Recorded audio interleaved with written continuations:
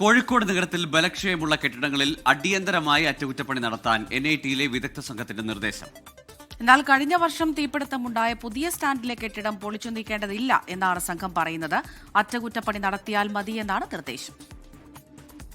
തീപിടുത്തമുണ്ടായി ഒരു വർഷം പിന്നിടുന്ന ഘട്ടത്തിലാണ് കോഴിക്കോട് പുതിയ സ്റ്റാൻഡിലെ കെട്ടിടത്തിൽ NIT സംഘം പരിശോധന നടത്തിയത്. പലപ്പോഴും വെള്ളം കെട്ടിനിൽക്കുന്ന സാഹചര്യമുള്ളതിനാൽ കെട്ടിടത്തിന് ബലക്ഷയം കൂടിയിട്ടുണ്ട്.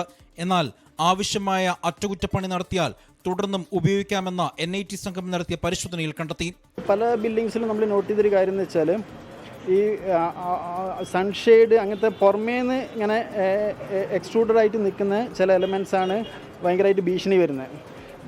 ഇപ്പം കേരളത്തിൻ്റെ ഒരു ക്ലൈമറ്റ് വെച്ച് ഇപ്പം നിരന്തരം മഴ പെയ്യുന്നൊരു സാഹചര്യം ആയതുകൊണ്ട് തന്നെ ഈ ഒരു ഷോ വോൾ അങ്ങനെ എക്സ്റ്റീരിയർ സൺഷെയ്ഡ് അങ്ങനത്തെ സാധനങ്ങളൊക്കെയാണ് അധികം ക്രാക്ക് വന്ന് പൊളിയുന്നത്.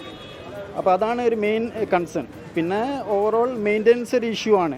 അപ്പം റെഗുലർ മെയിൻ്റെനൻസ് തന്നെയാണ് ഒരു സൊല്യൂഷൻ. അപ്പം കാലിക്കറ്റ് കോർപ്പറേഷൻ എല്ലാ കൊല്ലവും ഒരു ഇത്ര ഫണ്ട് മൺസൂണിന് മുന്നേ മെയിൻ്റെനൻസിന് വേണ്ടി ചെലവഴിച്ചാൽ റെഗുലർലി മെയിൻറ്റെയിൻ ആണെങ്കിൽ മേജർ പ്രോബ്ലംസ് ഒക്കെ സോൾവ് ചെയ്യാൻ പറ്റും. വലിയങ്ങാടിയിൽ 4 പേരുടെ മരണത്തിനിടയാക്കിയ കെട്ടിടമടക്കം 21 കെട്ടിടങ്ങൾക്കാണ് ബലക്ഷയമുള്ളത്.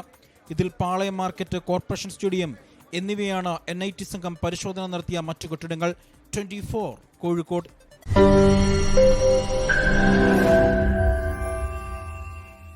ലോകത്തെവിടെയായാലും ഏത് സമയത്തും 24 വാർത്തകളും ഓഗ്മെന്റഡ് റിയാലിറ്റി പാക്കേജുകളും എക്സ്പ്ലെയിനറുകളും വിശദമായി കാണാൻ ഞങ്ങളുടെ YouTube ചാനൽ നിങ്ങൾക്ക് സബ്സ്ക്രൈബ് ചെയ്യാം.